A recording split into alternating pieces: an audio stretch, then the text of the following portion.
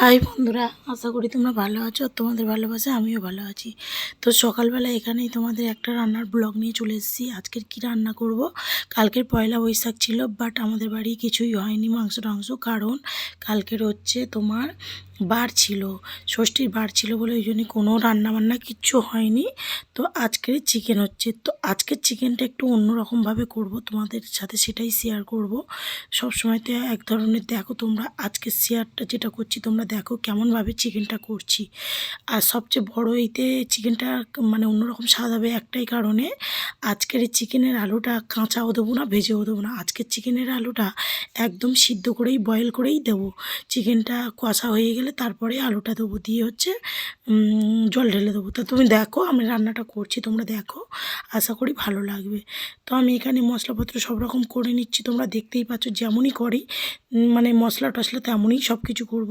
শুধু আজকের চিকেনটা একটু অন্যরকম টেস্ট হবে, কারণ আলুটা সিদ্ধ করে চিকেন করলে, মানে তোমরা হাফ সিদ্ধও করতে পারো, ফুল সিদ্ধ করতে পারো, তো হাফ সিদ্ধ করলেও ভালো হয়। হাফ সিদ্ধ করলে টেস্টটাই দারুণ হয়ে যায়।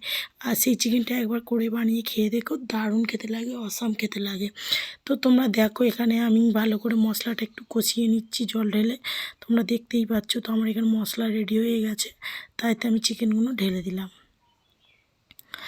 তো এখানে রান্নাটা হচ্ছে, তোমরা দেখো কেমন করে রান্নাটা করছি।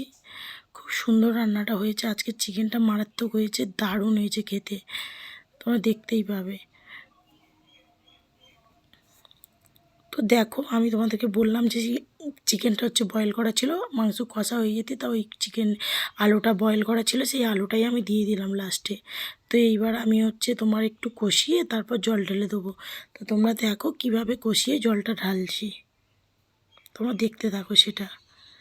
তো দেখো ফাইনালি এখানে কষা হয়ে গেছে, তো আমি এবারে জল দিয়ে দিচ্ছি মাংসতে।